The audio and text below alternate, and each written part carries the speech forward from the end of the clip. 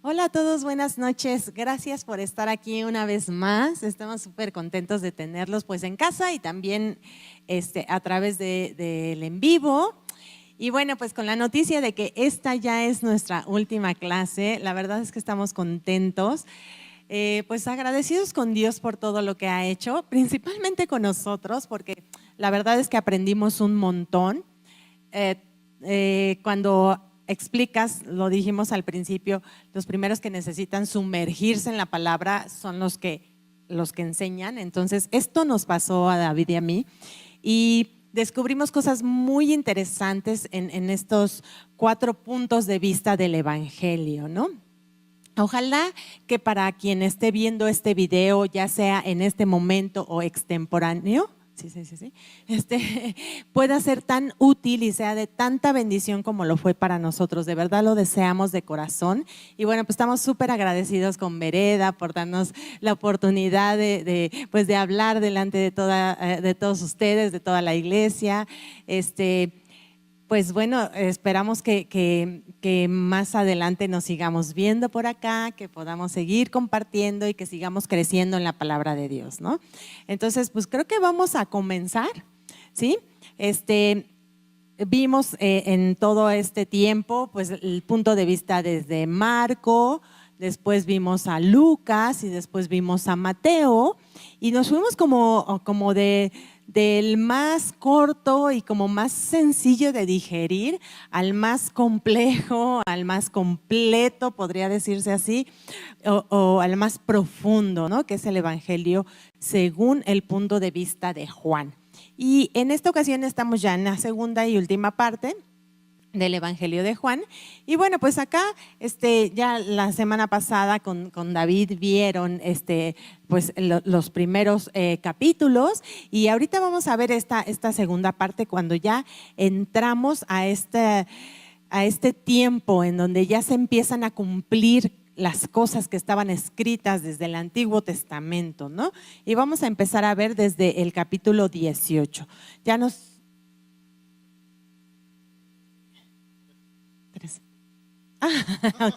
Ok, perdón, yo me equivoqué. Ok, entonces comienza aquí mi esposo. Sí.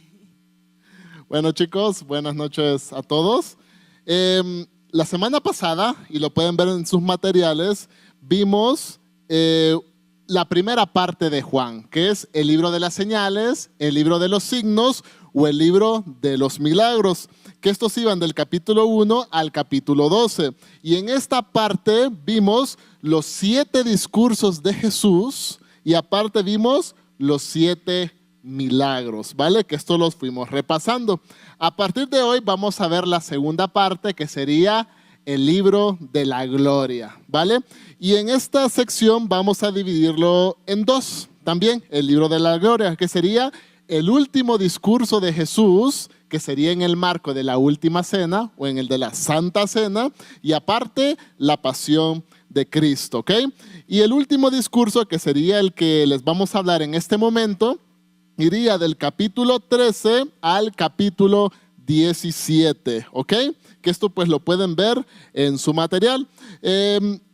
Para darles un poco de contexto, el capítulo 13 al 17, les decía, es en el marco de la Santa Cena. ¿Ustedes recuerdan cómo los autores Marcos, Lucas y Mateo, cómo describieron la Santa Cena?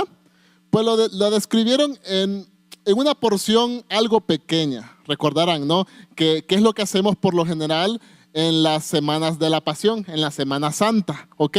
Que es cuando Jesús dice, reparto el pan, este es mi cuerpo que es dado por ustedes, y esta es la copa, que la sangre del nuevo pacto que es derramada por ustedes. Lo que hacemos por lo general en Semana Santa, ¿se acuerdan? ¿Sí?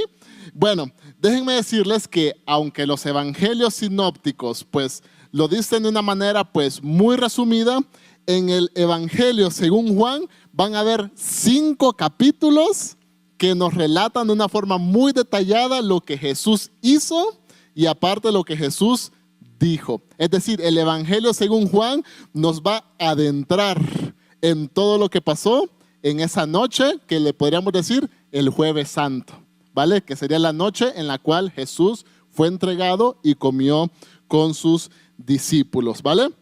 Y bueno, la semana pasada les decía que si tienen su Biblia a mano, sería bueno que nos fueran siguiendo porque vamos a ir leyendo algunos versículos, ¿ok? Para darles un contexto general.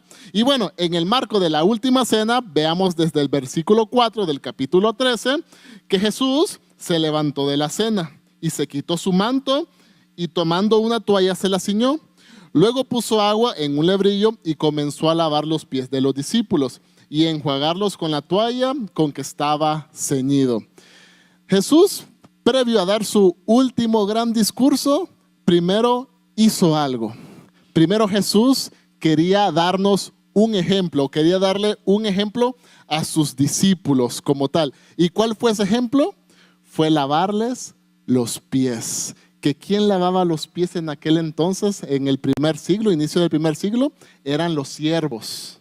Los siervos como tal, cuando las personas iban por el camino, obviamente no había nada pavimentado, iban en sandalias y cuando llegaban a las casas, los siervos les lavaban los pies. Y eso fue en ese momento lo que Jesús hizo, se puso como un siervo.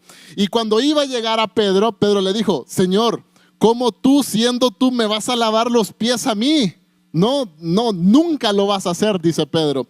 Y Jesús, ¿qué le dice? Si no te lavare, no tendrás parte conmigo, le dice Jesús. Ah, bueno, le dice Pedro, en ese caso, entonces no solamente lávame los pies, sino que lávame todo, lávame la cabeza y lávame todo, le dice Pedro, ¿verdad? No, espérate tantito, le dice Jesús en ese momento, ¿verdad?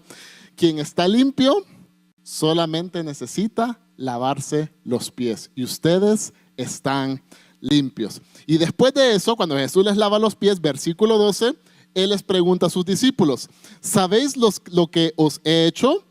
Vosotros me llamáis maestro y señor y decís bien, porque lo soy, dice Jesús. Pues si yo, el Señor y el maestro, he lavado vuestros pies, vosotros también debéis lavaros los pies los unos a los otros. Porque ejemplo os he dado, para que como yo os he hecho, vosotros también lo hagáis. Y esto es lo que hace un verdadero líder. Recordamos lo que vimos en Mateo 20. ¿Se acuerdan?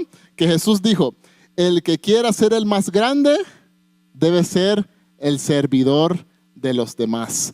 Porque el Mesías no vino para ser servido, sino para servir y dar su vida en rescate por muchos. Y ese es el ejemplo del verdadero liderazgo, servir a los demás, ¿ok?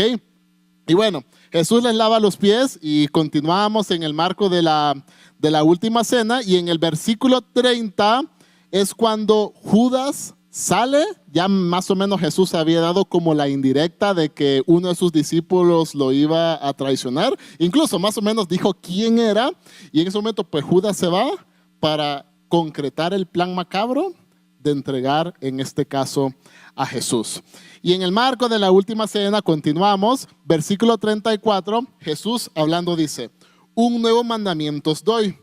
Y como lo dice el mismo autor en sus cartas de primera y segunda de Juan, porque recordemos que este evangelista no solamente escribió este libro, también escribió primera, segunda y tercera de Juan, y probablemente también el Apocalipsis, ¿ok?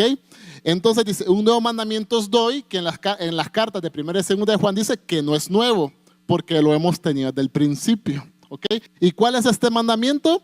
Que os améis unos a otros, como yo os he amado, que también os améis los unos a los otros. ¿Por qué? Porque en esto conocerán todos que sois mis discípulos, si tuvieres amor los unos por los otros. De esa forma la gente nos va a conocer a nosotros como cristianos que somos discípulos de Jesús, ¿vale? Por el amor que mostremos los unos para con los otros, ¿ok? Y en ese momento pues Pedro le pregunta, Señor, ¿pero a dónde vas? Yo quiero ir contigo. Yo daré mi vida por ti, le dice Pedro. ¿Se acuerdan? ¿Y qué le contesta Jesús en ese caso? ¿Tu vida vas a poner por mí, Pedro? Te aseguro que no cantará el gallo sin que me hayas negado 3 veces. Y en ese momento Jesús predice la negativa de Pedro cuando pues a Jesús lo arrestan, ¿vale? Y bueno, capítulo 14. Aquí vemos, siempre en el marco de la última cena, Cuando Jesús tiene una conversación con Tomás, versículo 5, le dijo Tomás, Señor, no sabemos a dónde vas. ¿Cómo pues podemos saber el camino? Y Jesús le dice, yo soy el camino y la verdad y la vida.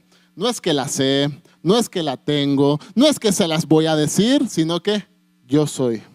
Yo soy el camino, la verdad y la vida. Nadie viene al Padre sino por mí. Si me conocieseis, también a mi Padre conoceríais. Y desde ahora le conocéis y le habéis visto. Y bueno, Jesús aquí muy claro, pero ¿qué hace Felipe después de eso? Le dice, Señor, muéstranos al Padre y nos basta. ¿Sí? ¿Y qué le dice Jesús? ¿Tanto tiempo hace que estoy con vosotros y no me has conocido, Felipe? ¿Se acuerdan el capítulo 1, precisamente este libro, cuando hablamos de que Jesús era el Logos de Dios? ¿Se acuerdan?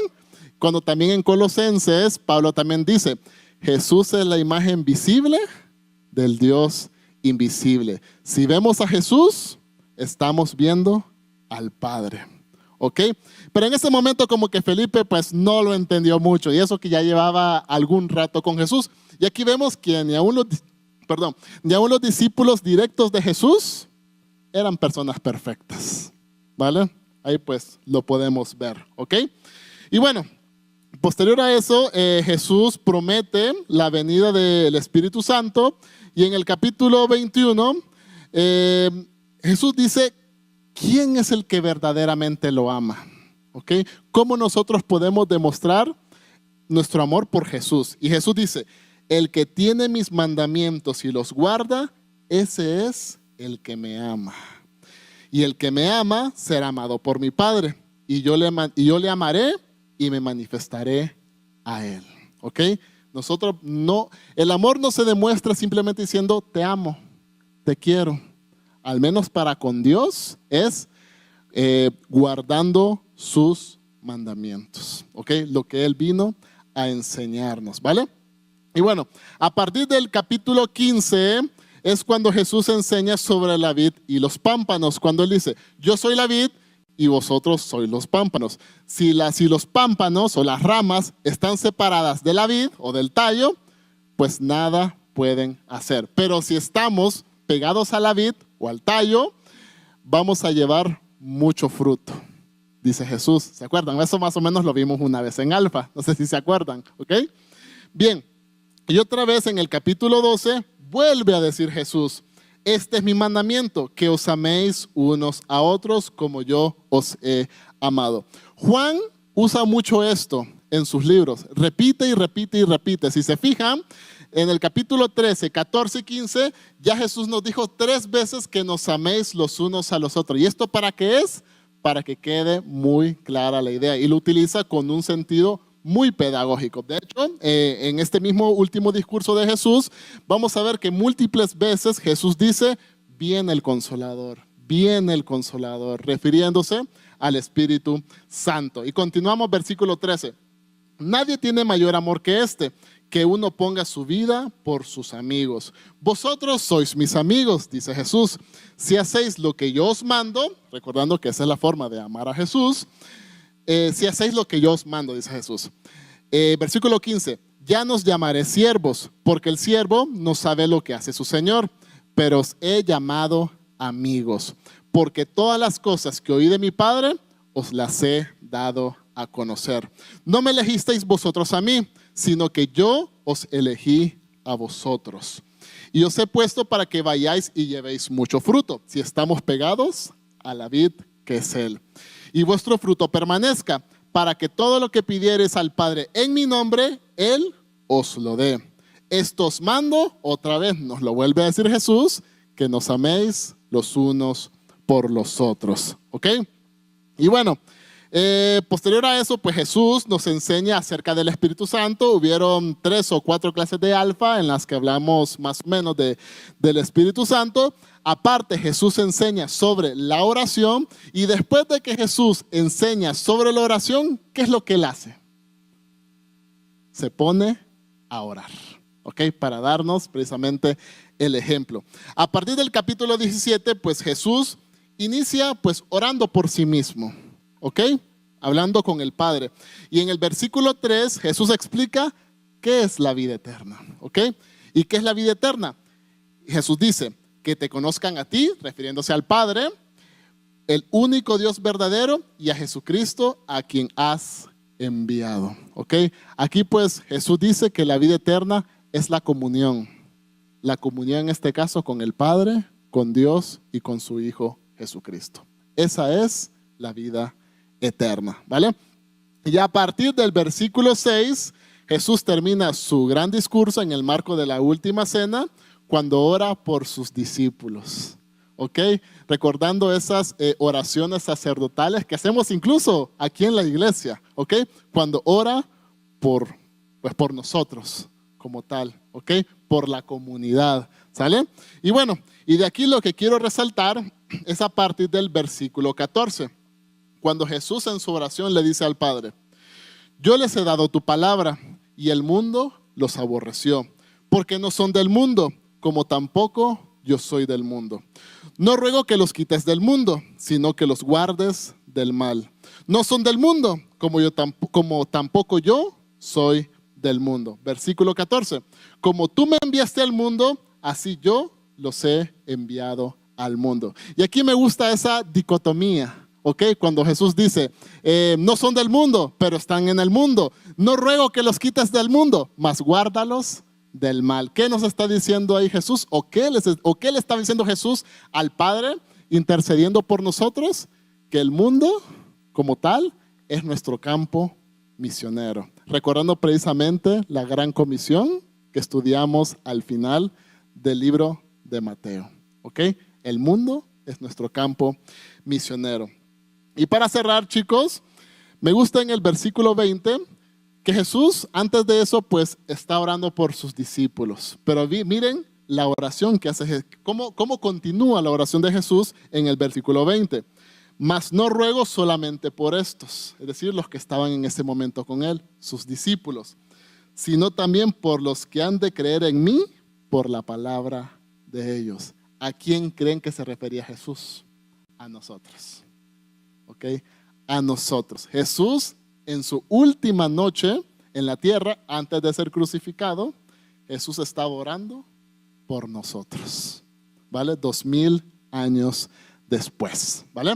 Y bueno, este sería el último discurso de Jesús en el marco de la última cena. Ven que Juan en este caso pues lo desarrolla aún más que los otros evangelistas. Ok, y ahora sí, ya pasando al capítulo 18. Bueno, pues ya nos encontramos en los últimos días de la vida de nuestro Señor Jesucristo, ¿no? Y acá vamos a ver que la presentación de Juan es diferente a la de los otros escritos sinópticos, Mateo, Marcos y Lucas, ¿no? En estos evangelios el énfasis estuvo en la humanidad de Cristo, su naturaleza humana, su sufrimiento, ¿no? Y bueno, en estos relatos vemos al acercarse a Jerusalén que Jesús mismo dice que va allí para morir, ¿no? Menciona su muerte, el trato que le dieron, cómo abusaron de él los no judíos, y luego habló de su resurrección corporal, ¿no? Mientras que en el Evangelio de Juan el énfasis es la deidad del Señor Jesucristo, ¿no? Él es Dios, pero también es hombre, ¿no? Y el énfasis aquí está en su gloria, ¿ok?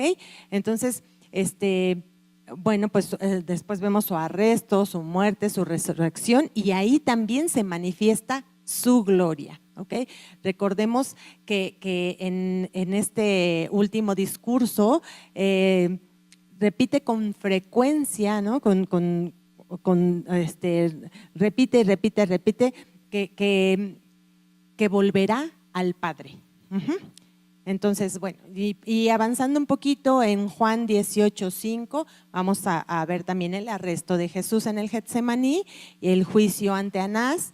Y después de esto, Jesús fue arrestado por los judíos, ¿no? Que eran dirigidos por Judas, el traidor, ¿no? Cuando llegaron el Señor se adelantó de una forma majestuosa y se identifica a Él mismo, ¿no?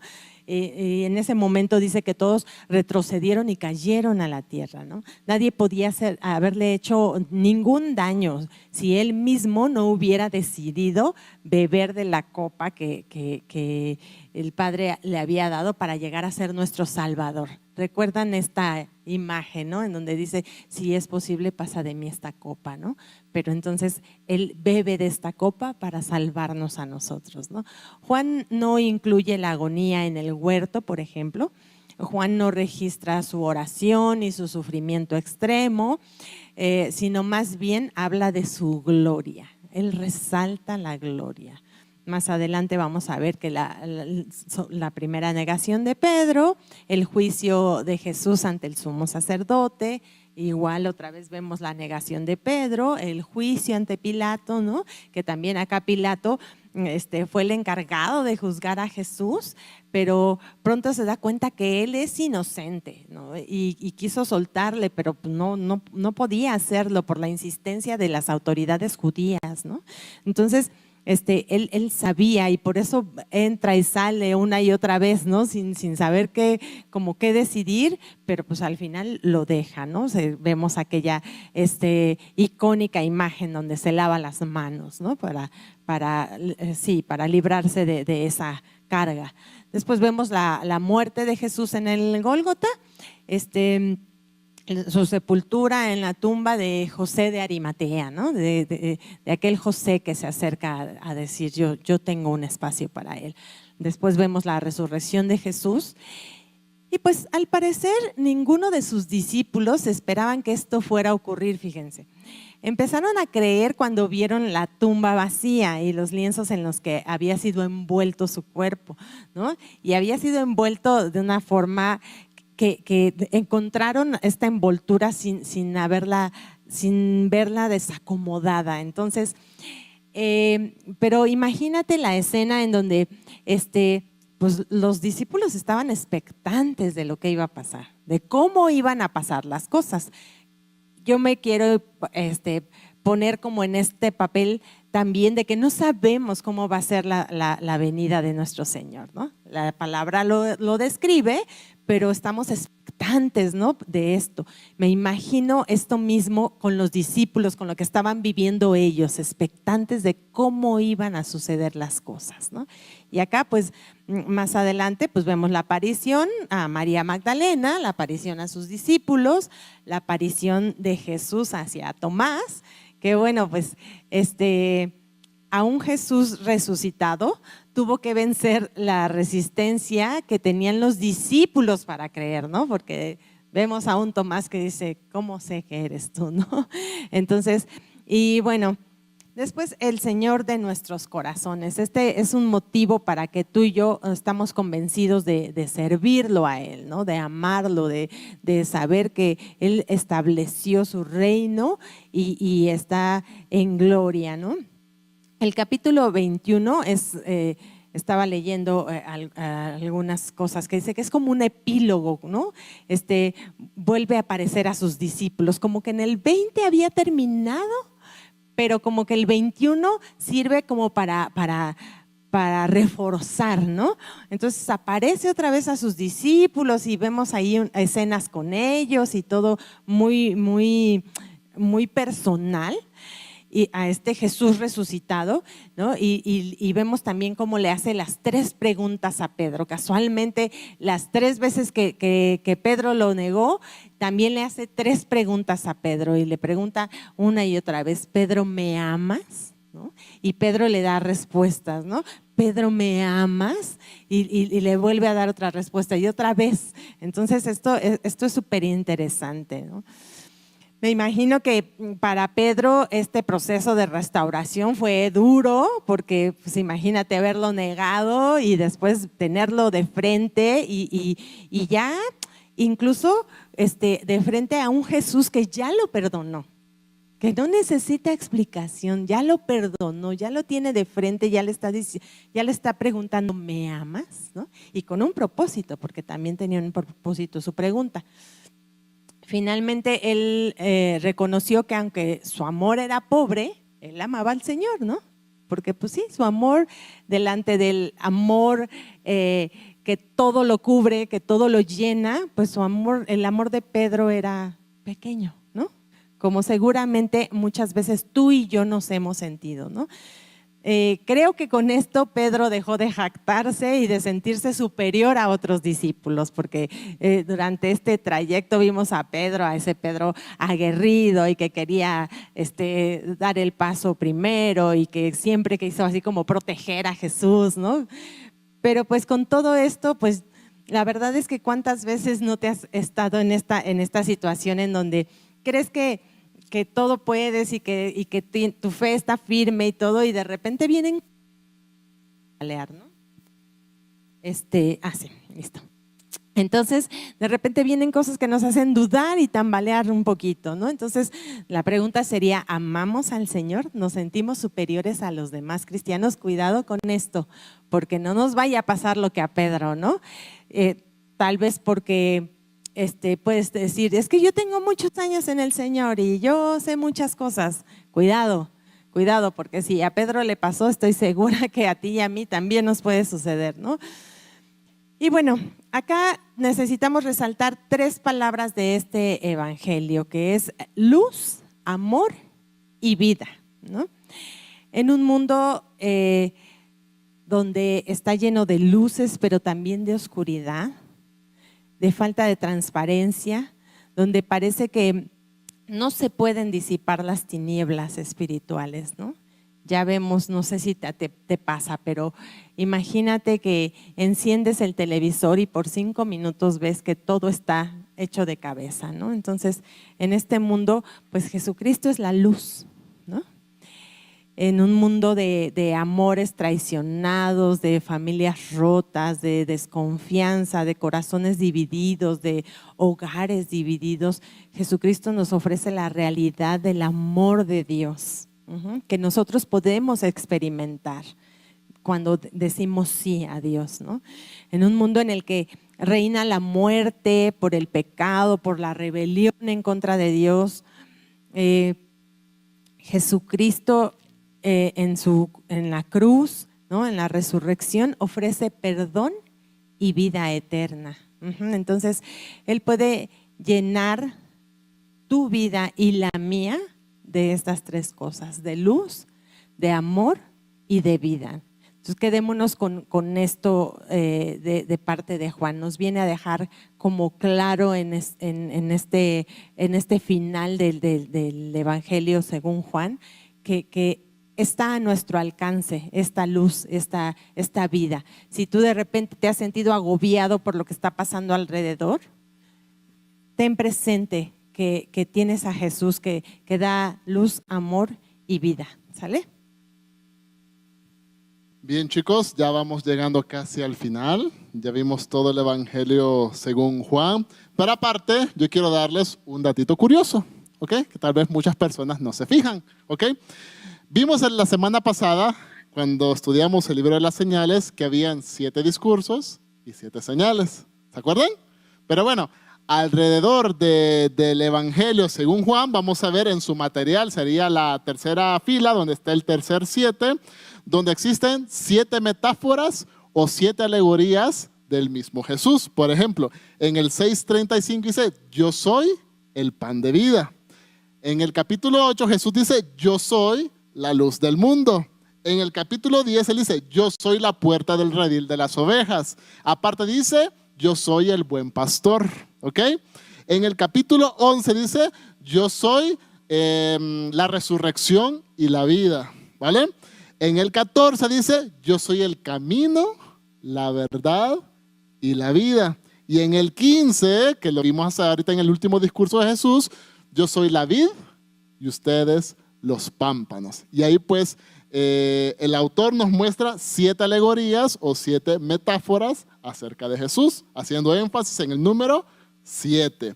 Y aparte, otro número 7 que aparece en el Evangelio según Juan, es cuando Jesús se hace llamar yo soy. No las alegorías que están arriba, porque él dice yo soy el pan, yo soy la luz. No, él simplemente dice yo soy, citando o haciendo, mejor dicho, referencia a Éxodo 3:14, recordarán, cuando Moisés le dice, cuando está a punto de sacar al pueblo de Israel de Egipto, ¿se acuerdan? ¿Va? Señor, pero si voy con los israelitas, ¿qué les voy a decir? Me van a preguntar cómo se llama el Dios que me ha enviado. Y Jesús le dice en ese momento a Moisés, en el versículo 14, yo soy el que soy.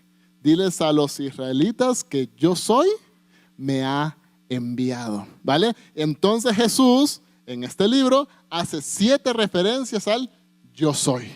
¿Ok?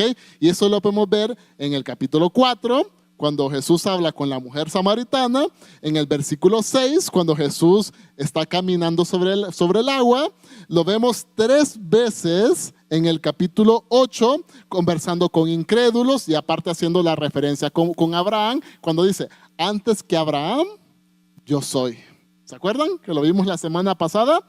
Y aparte, también lo dice una vez más en el capítulo 13, en la última cena.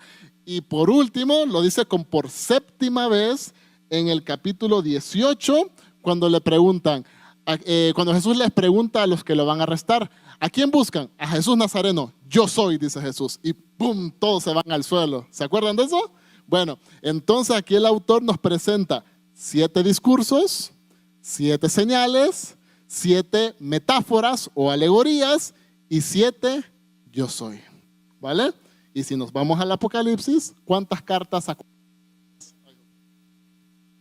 7. Escribe 7 cartas a 7 iglesias. ¿Ven el símbolo del 7?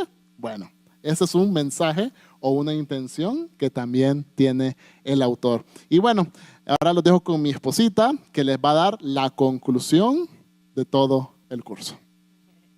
Bueno, pues esto es un poquito para el cierre de comprender en realidad qué era lo que nos querían hablar estos 4 autores, ¿no? ¿Por qué 4 personas escribieron sobre la misma historia? Entonces, recordemos que la palabra evangelio significa buena noticia, ¿no? Y está mejor definido como el mensaje del perdón de pecados a través de la obra expiatoria de Jesucristo. Entonces, es en esencia el plan de rescate de Dios para aquellos que confían en su Hijo, ¿no? A fin de ser reconciliados con Dios justo y santo. Entonces, el contenido esencial de este mensaje de salvación se expone muy clarita en nuestra Biblia. Sí, si vimos en Marcos encontramos ciertas cosas con tal intención que se dirigía a cierto sector de la población, mientras que Mateo lo hizo diferente, mientras que Juan lo profundizó más. Y recordemos que Juan vivió mano a mano todo lo que Jesús estaba viviendo, ¿no? Entonces, pero vamos a terminar hablando, dando ciertas declaraciones del Evangelio. ¿Cuál es el mensaje del Evangelio? Dice acá, el mensaje del Evangelio es compartido por los apóstoles de Jesús como fundamento de la fe de vida, de salvación y de vida eterna. Y acá voy a comenzar voy a leer ciertas afirmaciones. El mensaje del Evangelio es la revelación de que Jesús es el Mesías, o sea, el Cristo en griego, ¿no? El mensaje del Evangelio es el mensaje de que Jesús es el Hijo de Dios, reconociendo su presencia humana. El mensaje del Evangelio es la proclama de que Jesús es el fundamento de vida eterna. El mensaje del Evangelio es la doctrina del reino de los cielos que establece que Dios demanda de todos nosotros los hombres que nos arrepintamos y nos sometamos al señorío de Jesucristo. El mensaje del Evangelio es el mensaje necesario y suficiente para convertir al más vil y pecador en digno de gracia y amor de Dios.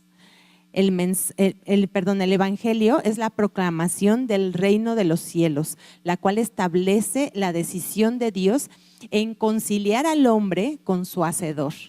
Jesús es constituido en único mediador entre Dios y los hombres.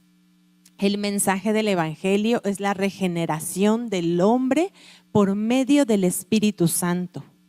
La fuerza del Evangelio consiste en la disposición de humillarse ante Jesús y someterse a su señorío.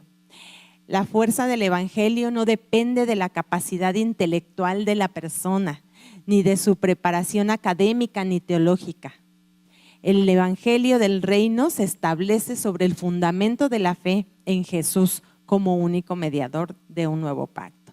Y por último, el mensaje del Evangelio es el mensaje de Jesús crucificado por nuestros pecados y para nuestra salvación. Pero sobre todo la proclamación de que Jesús resucitó de entre los muertos. Entonces, pues estamos con esto terminando. Con estos mensajes, con estos libros de 4 autores diferentes que testificaron cosas diferentes, pero siempre el mismo tema y siempre dándonos esperanza de que Cristo volverá, ¿no? Dejándonos el mensaje de lo que sucedió mientras estaba aquí. Y la verdad es que no sé si esto a ti te haga ilusión como a mí, pero estoy esperanzada en que Él volverá y que esta es mi esperanza. Volver a verlo a Él, ya sea que yo me vaya antes y que lo encuentre yo en el cielo, ¿no? O que me toque verlo venir. Entonces, pues esto es lo que me hace ilusión. Ahorita vamos a pasar a las preguntas un poquito para que las personas que están en línea puedan platicar con la gente que se reúnen o pensar un poquito y reflexionar en ellas, y después vamos a orar para terminar. Bien, chicos, para los que están en línea y posteriormente a los que estamos aquí presencial, vamos a platicar acerca de estas preguntas, ¿ok? La primera, ¿cuál es la enseñanza central en el discurso de la última cena? Recordando esto, ¿verdad? Que en los evangelios sinópticos, pues la última cena nos la describe de una forma muy resumida, y en el caso de Juan, pues Juan se explaya, ¿no? Nos cuenta 5 capítulos de lo que pasó en ese mensaje, ¿ok? La segunda, ¿qué enseñanza extraes de la conversación de Jesús que tuvo con Pedro? ¿Ok? Recordando este contexto de que Pedro lo negó 3 veces y Jesús le preguntó también 3 veces si lo amaba. ¿Ok? ¿Qué mensaje nosotros sacamos de eso? ¿Ok? Y esta última ya no tiene tanto que ver con Juan, al menos no de forma específica, y esta pregunta la traemos de la primera sesión que tuvimos hace 9 semanas como tal, pero sería interesante volverla a responder después de haber cursado todo este camino, ¿vale? ¿De qué manera se enriquece el Evangelio al poder acercarnos a él desde 4 puntos de vista? Teniendo en cuenta lo que dijo mi esposa, todos contaron su versión. Un par de ellos fue discípulo directo de Jesús, el caso de Mateo y de Juan. Lucas pues hizo una tesis prácticamente, porque fue una investigación que él hizo. Y pues Marcos, al tener como una fuente de primera mano, como lo fue Pedro. ¿Ok? Los 4 pues nos cuentan su perspectiva y eso pues nos enriquece. ¿Okay? Nos enriquece. Así que esto es lo que vamos a discutir a continuación, los que estamos presencialmente y los que están en línea. Entonces, ¿qué les parece si oramos? ¿Ok? Señor, te damos gracias por este tiempo. Gracias por mis hermanos, Señor.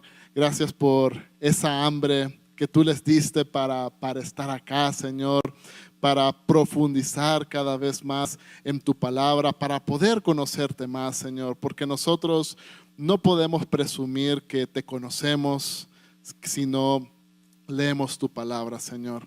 Asimismo, quiero darte gracias, Señor, por esta oportunidad que tuvimos mi esposa y yo, y sentimos, Padre, que nosotros fuimos los más bendecidos porque fuimos los que tuvimos que dar esta enseñanza acerca de ti, Señor, cuando tú estuviste aquí en la tierra, Padre.